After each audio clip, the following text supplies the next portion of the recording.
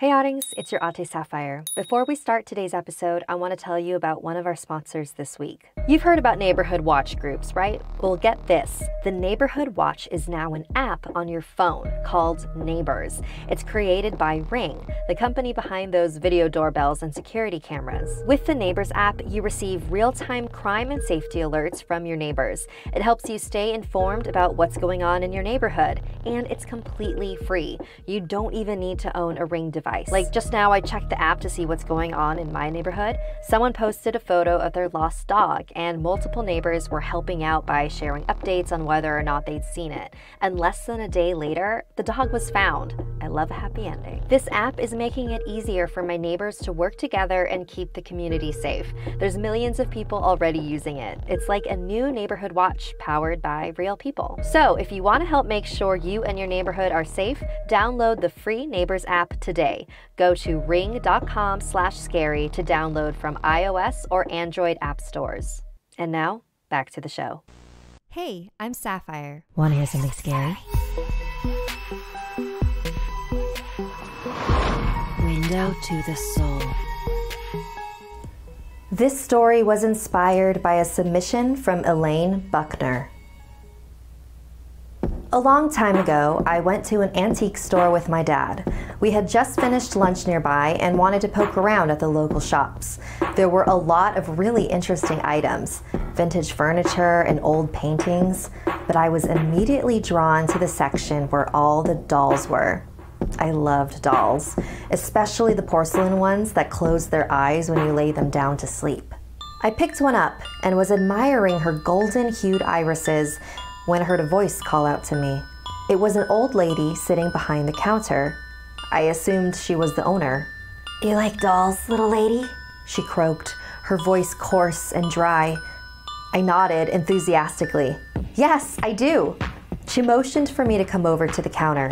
"That's a very special doll," she continued. "Her name is Savannah. She was mine when I was a young girl, just like you." The old lady continued to ask me questions about my life, my interests, my hobbies, my goals in life. I was used to older people being friendly and inquisitive, so I didn't mind at all. "I just love children," the lady said. "So full of life, so much potential. Not like me. My sight's not what it used to be. Enjoy every moment of your youth, dear." My dad joined me at the counter, but when I showed him Savannah, he told me he wasn't going to buy me yet another doll, then headed back outside. Dejected, I placed the doll back on the counter when the old lady handed it back to me and winked. I hadn't really noticed how white her eyes were before. I thanked her and left the store. Savannah was my new favorite doll. Even though she was from an antique shop, she was in very good condition.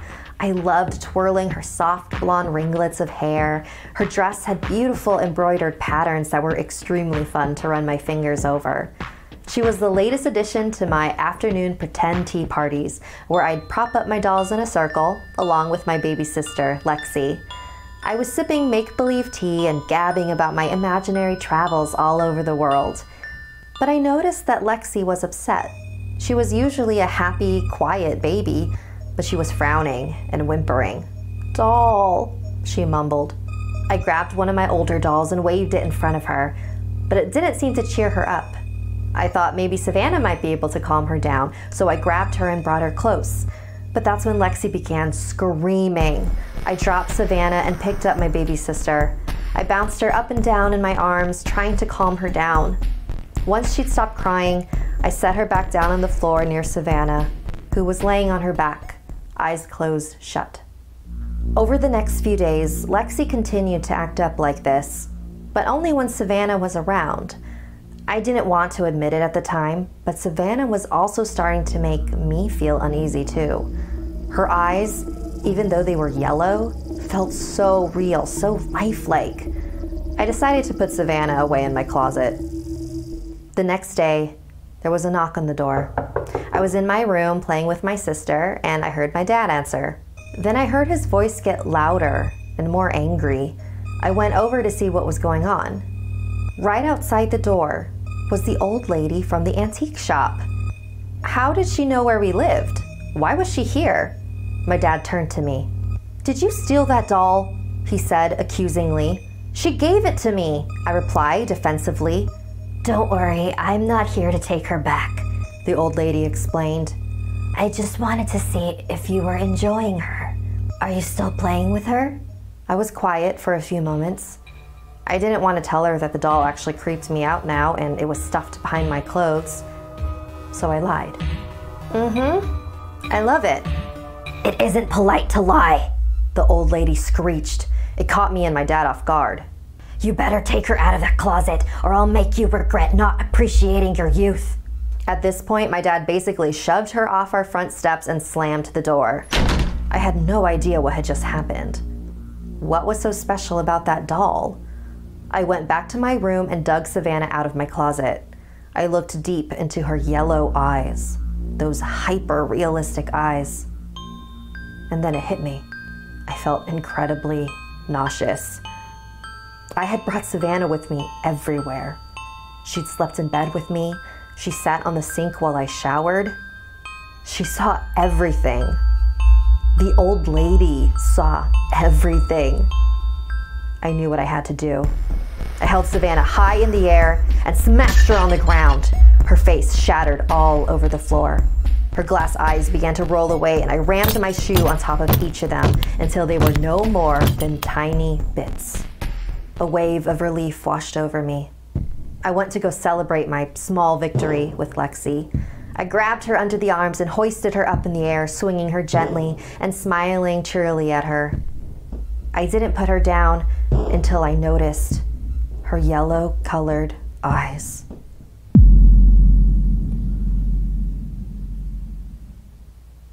Thank you to all of our patrons, especially Lexi, who had a character named after them in this episode. If you'd like to join our VIP program, visit patreon.com/snarled. As most of us have found out the hard way, getting into debt is easy. Getting out is hard, especially if your FICO score isn't great. Thankfully, now there's Upstart.com, the revolutionary lending platform that knows you're more than just your credit score and offers smarter interest rates to help you pay off high-interest credit card debt. If you pay just the minimum on your cards every month, it can take you a significantly longer time to pay off, all while collecting even more interest. I learned about that the hard way, and seeing your money disappear like that is scary. Luckily, Upstart makes it fast, simple, and easy to check your rate without affecting your credit score. And once your loan is approved, most people get their funds the very next business day. See why Upstart is ranked #1 in their category with over 300 businesses on Trustpilot. And hurry to upstart.com/SS to find out how low your Upstart rate is. Checking your rate only takes a few minutes and won't affect your credit. Want more Something Scary? You can hear more stories over on the Something Scary podcast, available for free on Apple Podcasts or wherever you listen to your favorite shows. The links are in the description below. If you'd like to submit a story, send me an email at somethingscary@snarled.com. Like and share this video if it gave you the chills. And don't forget to subscribe to Snarled and turn on the bell for notifications. And if you dare, follow me on social media. Until next time, sweet dreams.